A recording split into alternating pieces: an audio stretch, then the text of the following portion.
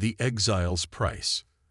The Grand Chamber of the Galactic Assembly fell silent as Ambassador Sarah Chen stood before the gathered representatives of 27 spacefaring civilizations. The massive crystalline dome above cast prismatic patterns across the organic-looking architecture, a reminder of the cooperation between silicon and carbon-based species that had built this place. But today, that cooperation lay in tatters. Humanity's position remains unchanged, Sarah declared, her voice steadied despite the weight of 12 billion lives riding on her next words. The quantum containment matrix is not a weapon. It's a breakthrough in energy manipulation that could revolutionize everything from planetary defense to medical technology. We will not surrender control of its development. First speaker Ixtal, their iridescent scales shifting through shades of disapproval, rose from the central podium. Their translator hummed to life. The Assembly's position is equally firm, Ambassador Chen. Your species has developed technology that could destabilize the very fabric of spacetime. The QCM's ability to create localized pockets of altered physical laws represents an unprecedented threat. Sarah fought back a bitter laugh. The real threat, she knew, wasn't the technology itself. It was humanity's refusal to be controlled. The Assembly had grown too comfortable with their role as the galaxy's self-appointed regulators of progress. We've submitted our safety protocols, shared our test data, invited your observers, Sarah countered. The QCM is contained, stable, and in the hands of a species barely 2 centuries into their interstellar age, interrupted Representative Morrow of the Centaurian Confederation, his crystalline form pulsing with harsh red light. A species still plagued by internal conflicts, whose history is marked by constant warfare. Sarah's jaw tightened. The Centaurians had been humanity's earliest allies in space, but lately they'd grown jealous of Earth's rapid technological advancement. Our history taught us the responsibility that comes with power. We learned from our mistakes. Perhaps, first speaker Distal's translator crackled, but the Assembly cannot risk the stability of the galaxy on human promises. We have reached our decision. The chamber's lights dimmed, and a holographic document materialized before Sarah. She didn't need to read it. The terms had been made clear days ago. Surrender all QCM research and development to Assembly control, or face exile from galactic society. You realize, Sarah said quietly, that forcing this choice will only prove humanity right. That the Assembly is more interested in control than cooperation. We realize, Ixtal responded, that humans are not yet ready for their place among the stars. The choice is yours, Ambassador Chen.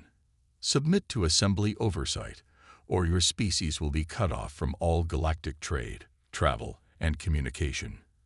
Earth will be quarantined until humanity demonstrates the necessary maturity to rejoin galactic society. Sarah reached into her pocket, feeling the smooth surface of the quantum crystal she always carried, a reminder of what humanity had achieved. Their breakthrough hadn't come from copying alien technology or following Assembly guidelines. It had come from human creativity, from thinking beyond the established rules. She straightened her shoulders and spoke the words that would change humanity's path forever. Then the Assembly has made our choice for us. Earth withdraws from the Galactic Assembly, effective immediately. But remember this moment, first speaker. Remember that when humanity offered collaboration, you chose isolation. When we extended a hand in partnership, you responded with threats. Sarah turned to leave, then paused at the chamber's threshold. And remember that humans have never responded well to being told what we can't do. The exile began the next day.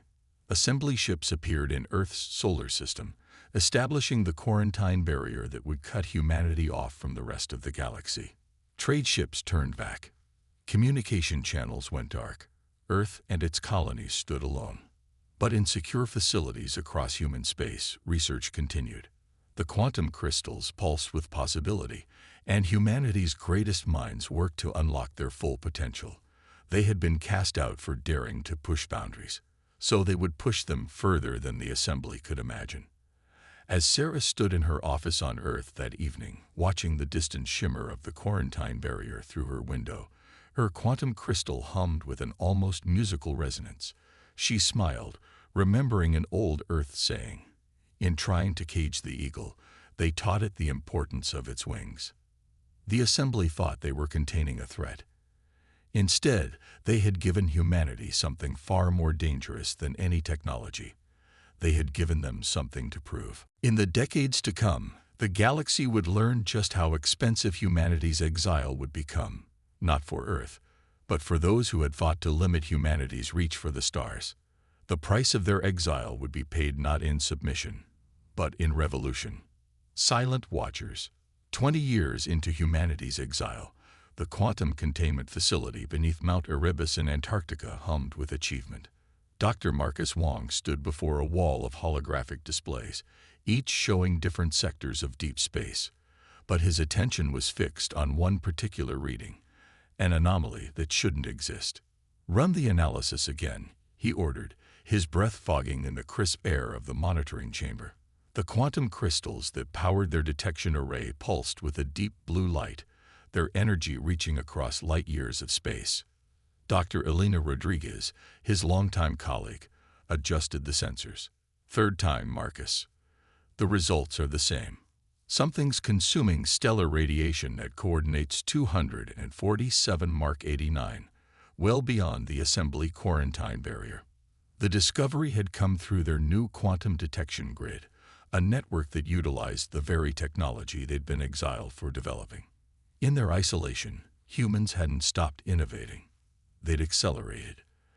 The QCM technology had evolved from theoretical physics to practical applications, allowing them to observe the galaxy in ways the assembly had never imagined. "Look at the pattern," Marcus pointed to the data stream. "It's not natural absorption. These are deliberate energy extractions, increasing in frequency and intensity." He paused, considering the implications. "Whatever's out there, it's growing stronger." Elena pulled up historical data from their 20 years of observations. The first traces appeared 3 years ago, but they were so faint we almost missed them. Now, she gestured at the current readings, where entire star systems showed signs of energy depletion. "Have you informed the Council?" The human government had reorganized after the exile, forming the Earth Defense Council to coordinate humanity's development and security. They'd learned to be self-sufficient, turning their isolation into an advantage. "Sent the preliminary report this morning," Elena confirmed. "But Marcus, we need to consider warning the assembly." He turned to face her, surprise evident in his expression. "They made their position clear 2 decades ago. They don't want to hear anything from us." "This is different," Elena insisted. "Whatever this phenomenon is, it's not restricting itself to human space. The pattern suggests it's moving through assembly territories. They need to know." Marcus studied the data again.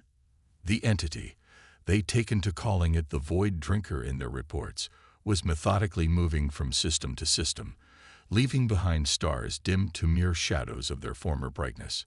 The assembly worlds lay directly in its path. "Even if we wanted to warn them, how?" he asked. "The quarantine barrier blocks all conventional communications. Any ship approaching their space would be turned back or destroyed." Elena smiled, the kind of smile that had preceded many of their breakthroughs. "Remember that quantum entanglement experiment we've been working on? The one using modified QCM fields to establish instantaneous communication across vast distances. It's still experimental," Marcus protested. "We've only achieved stable connections across our solar system." "Then we'll have to improve it," Elena said firmly. "Because if these readings are accurate, the galaxy has about 18 months before this thing reaches populated space, and assembly or not, we can't just watch it happen." Over the next few weeks, the facility transformed into a hive of activity. Additional quantum crystals were brought in, their combined power allowing for deeper scans of the anomaly. What they found was troubling. The Void Drinker wasn't just consuming energy. It was using that power to create something. In rare moments of clarity between the stellar interference, Their sensors detected massive structures being assembled in the void of space. The entity was building, preparing, growing stronger with each star it diminished. Meanwhile, Alina led the team working on long-range quantum communication. They made progress in fits and starts, each success bringing them closer to breaking through the isolation that had defined human existence for 2 decades. 1 month into their work, they received an unexpected visitor. Sarah Chen, now in her 70s but still serving as humanity's last ambassador, arrived at the facility. She moved more slowly than she had during the exile speech, but her eyes held the same determination. "Show me everything," she commanded, and they did. For hours, they presented their findings, the patterns, the predictions, and their attempts to reach beyond the barrier. When they finished, Sarah stood in silence, watching the quantum crystals pulse with their ethereal light. 20 years ago, they cast us out because they feared what we might do with this technology, she said finally. Now we might be the only ones who can see what's coming. The assembly needs to know, Alina insisted. Yes, Sarah agreed, but we need to be strategic about this. If we appear desperate to communicate, they'll dismiss it as a ploy to end our exile. She turned to face the gathered scientists. Keep working. Perfect your quantum communication. But we need more than warnings. We need a solution. As if in response to her words, the facility's alarms blared. Marcus rushed to the monitors, his face paling at the new data. The entity, it's changing course, moving faster. These energy signatures. He looked up, meeting Sarah's gaze. It's not just consuming stars anymore. It's starting to target populated systems. Sarah's expression hardened. How long? At its current speed, Marcus calculated quickly. 6 months until it reaches assembly space, maybe less. Then we have 6 months, Sarah declared, to do what humanity does best, solve the impossible. She gestured to the quantum crystals, their light reflecting in her determined eyes. They exiled us because they feared our potential.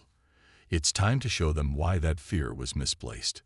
As the team returned to their work with renewed urgency, none of them noticed that the quantum crystals pulsing had synchronized, beating like a heart preparing for battle.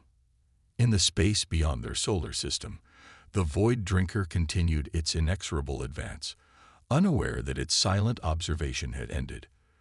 The Watchers had become warriors, and humanity was preparing to break its exile, not with diplomacy, but with salvation.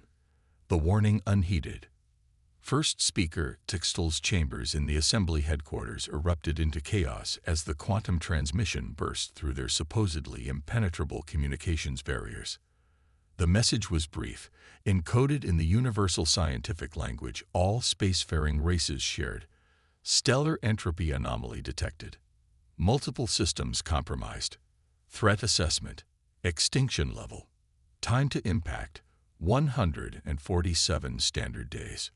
The message bore the unmistakable signature of human quantum technology, something that should have been impossible given the quarantine barrier's specifications.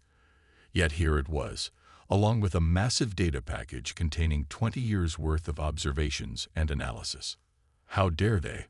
Representative Morrow's crystalline form flashed with angry pulses of red and orange. This breach of the quarantine protocols is exactly why humanity was exiled. They show complete disregard for established boundaries.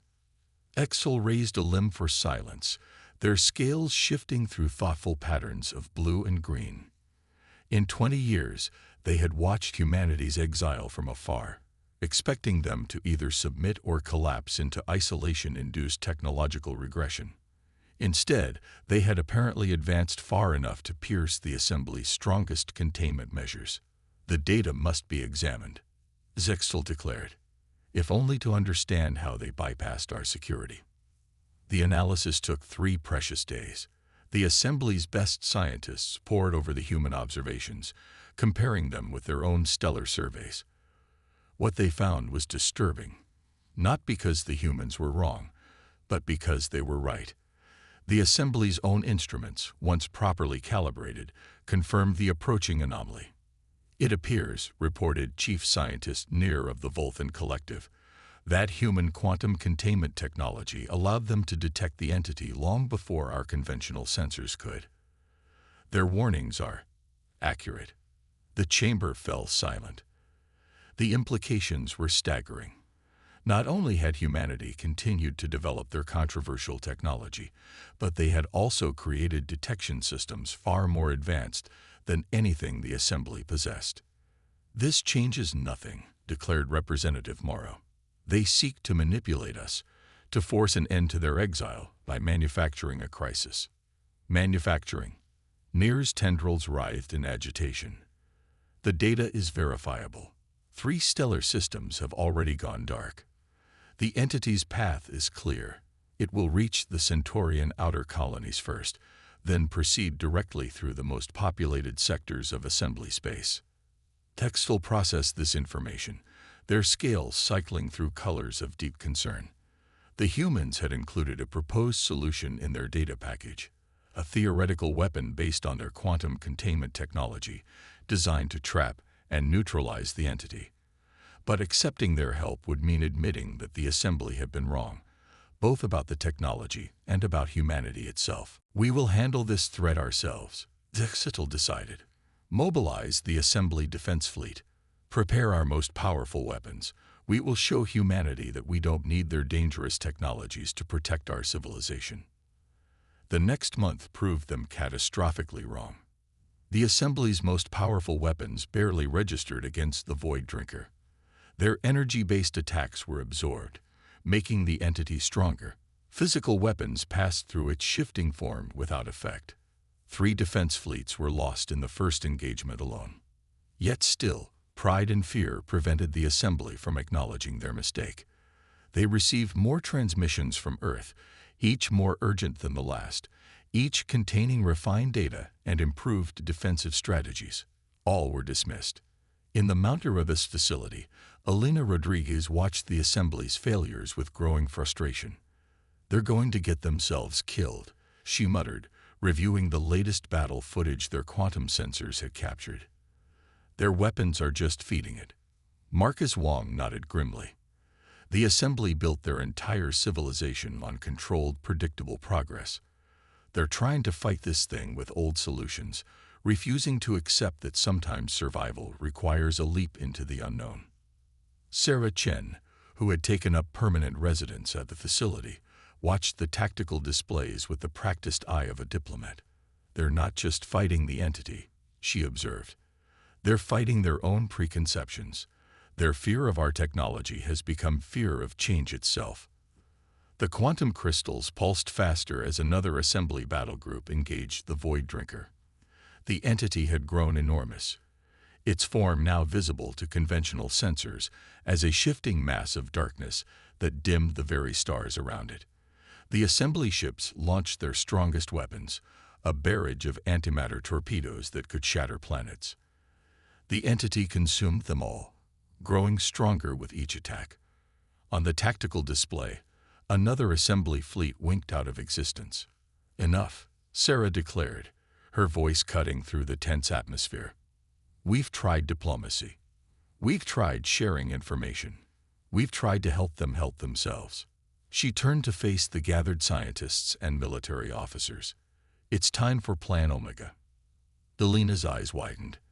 "The prototype isn't ready. We've barely finished the theoretical models." "Theory will have to become practice very quickly," Sarah replied, "because in 30 days, that thing will reach the Centaurian home system. In 45, it'll hit the Assembly core worlds. We're out of time for perfect solutions." Marcus stepped forward. "Even if we perfect the weapon, they'll try to stop us.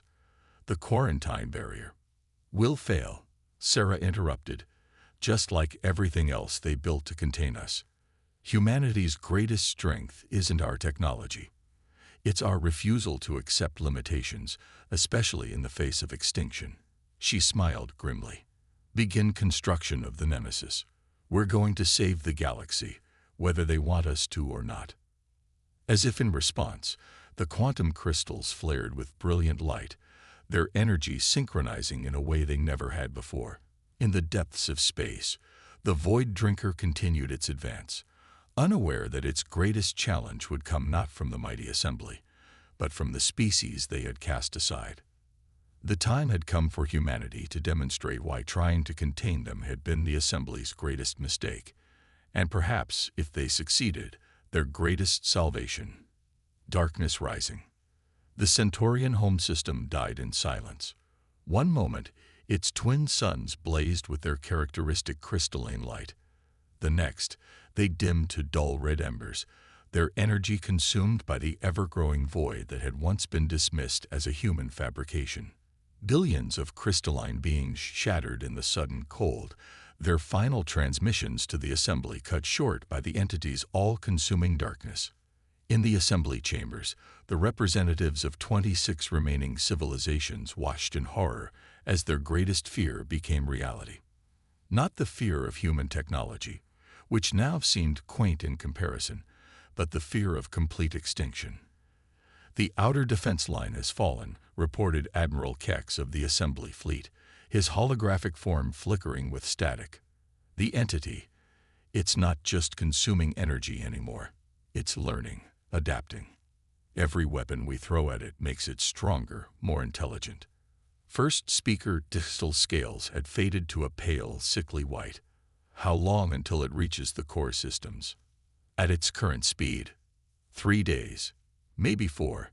The Admiral's image crackled. "We're detecting massive structural formations within its field now. It's building something inside itself, using the energy it's consumed. Something big." In the Mount Erebus facility on Earth, humanity was mounting its response. The Nemesis rose from its underground construction bay, a ship unlike anything the galaxy had ever seen. Its hull was made not of conventional materials, but of interlocked quantum containment fields, giving it a shifting, almost fluid appearance. Delina Rodriguez stood in the ship's control center, surrounded by floating holographic displays showing the entity's advance. "The assembly's evacuation efforts are failing," she reported grimly. "Their ships can't outrun it anymore.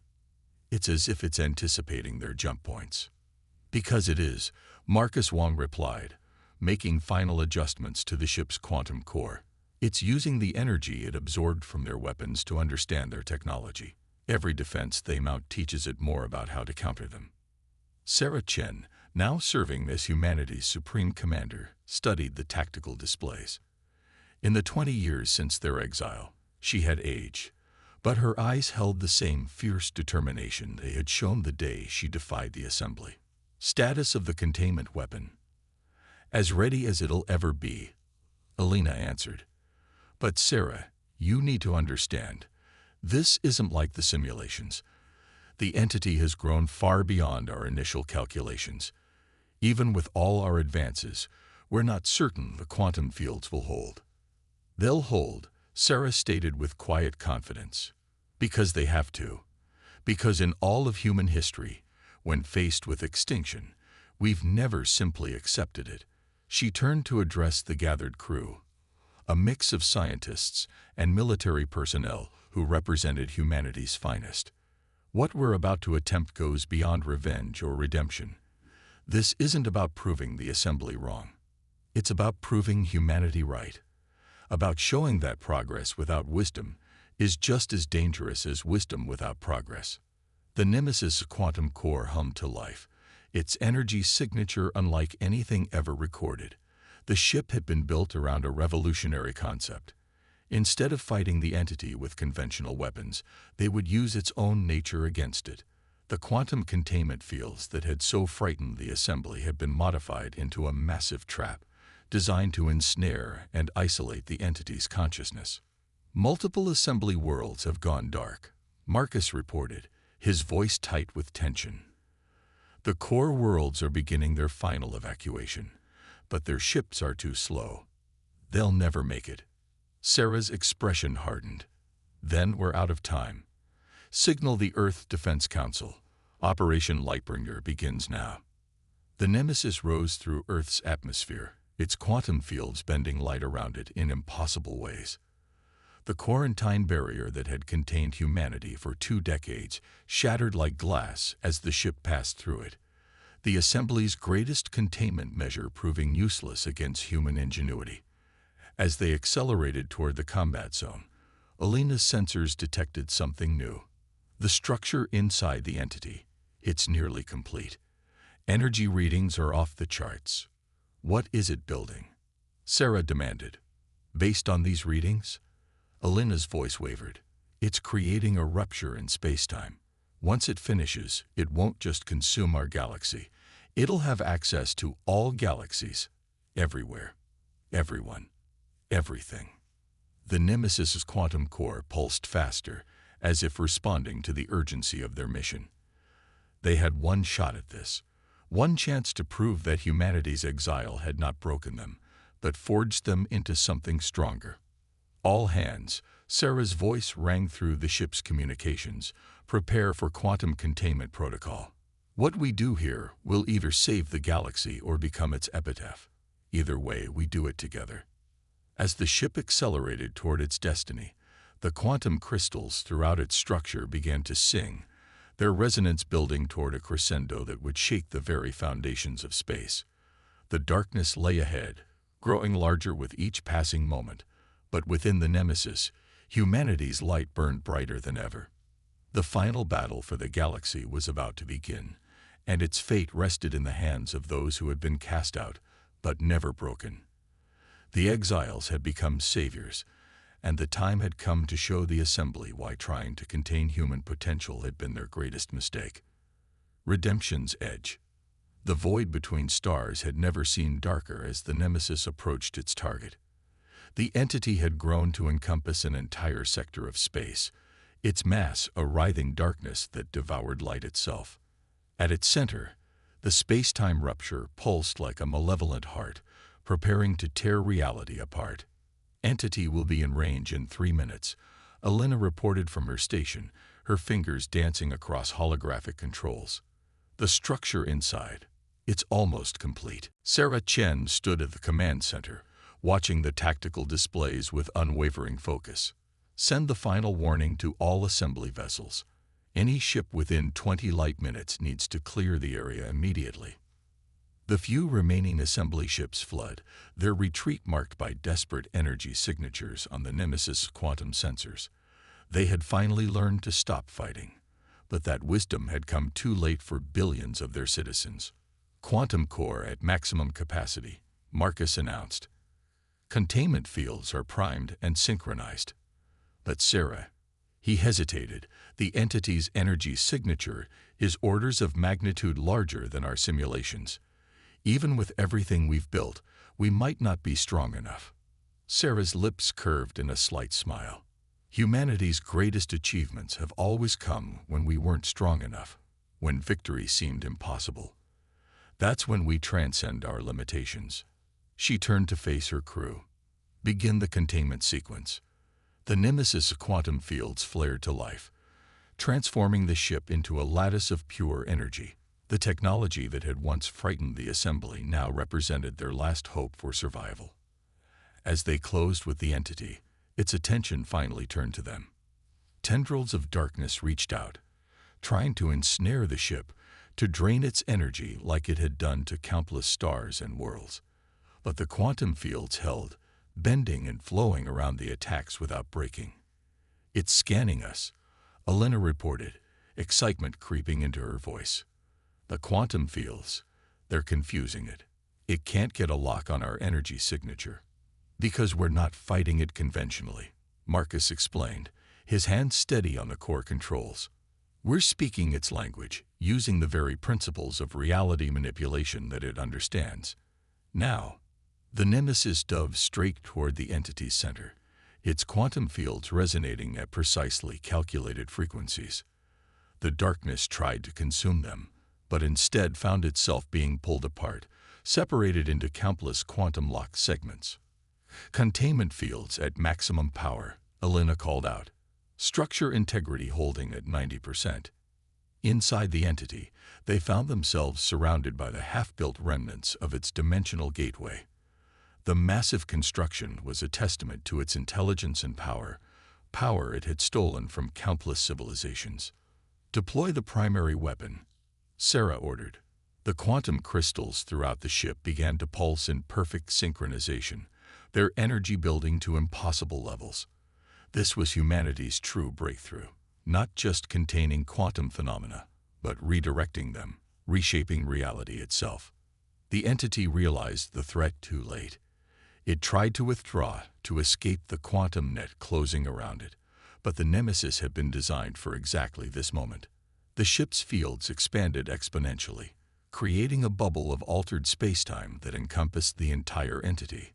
"Quantum readouts are off the scale," Marcus shouted over the rising hum of the crystals. "Field coherence dropping." Sarah's voice cut through the chaos. "Activate the final sequence. Everything we have. Now." The Nemesis's core erupted with pure quantum energy, not fighting the entity's attempt to consume power, but feeding it something it couldn't handle: controlled, purposeful chaos. The quantum fields created a cascade of overlapping reality states, trapping the entity in a prison of its own nature. For a moment that stretched into eternity, the ship and the entity were locked in a struggle that transcended conventional physics. Then, with a silent flash that rippled across light years of space, the entity collapsed in on itself, compressed by the quantum fields into a space smaller than an atom. "Containment holding," Elena reported, her voice shaking with exhaustion and triumph. "The entity, it's gone. Completely contained within a quantum loop. It will never escape." The remnants of the assembly fleet cautiously approached as the Nemesis fields returned to normal configuration. The ship had survived, though its hull bore the marks of forces that should have torn it apart. "Incoming transmission from the Assembly Council," Marcus announced. They're requesting permission to approach." Sarah straightened her uniform, feeling the weight of history in this moment. "Granted. It's time for humanity to rejoin the galactic community. But this time, on our terms." The quantum crystals hummed softly as First Speaker Textel's image appeared in the command center. Their scales shifted through patterns of shame, gratitude, and respect. "Humanity," they began, "the Assembly owes you a debt that can never be repaid. We were wrong. About everything." "No," Sarah replied gently. "You were wrong about one thing: the belief that progress must be feared and controlled. What saved us today wasn't just technology, but the human drive to push boundaries, to find solutions where none seemed possible." She smiled. "Perhaps it's time for the Assembly to learn that true wisdom lies not in containing progress, but in guiding it with understanding and courage." As the Nemesis turned toward home, its quantum fields rippling with residual energy, the ship's sensors detected something remarkable. The stars that had been dimmed by the entity were beginning to brighten again, as if the galaxy itself was celebrating humanity's triumph. The exile had ended, not with submission or conflict, but with salvation. Humanity had proven that their greatest strength lay not in their technology, but in their unwavering determination to face the impossible and emerge stronger. In the years that followed, the galaxy would be transformed. The Assembly learned to embrace progress rather than fear it, and humanity's quantum technology revolutionized everything from space travel to energy production. The quarantine barrier became a memorial, a reminder that sometimes the greatest threats come not from what we can do, but from what we fear to attempt. And in secure facilities across human space, the quantum crystals continued to pulse with possibility, their light a beacon of hope for a future where curiosity and courage would always triumph over fear and limitation.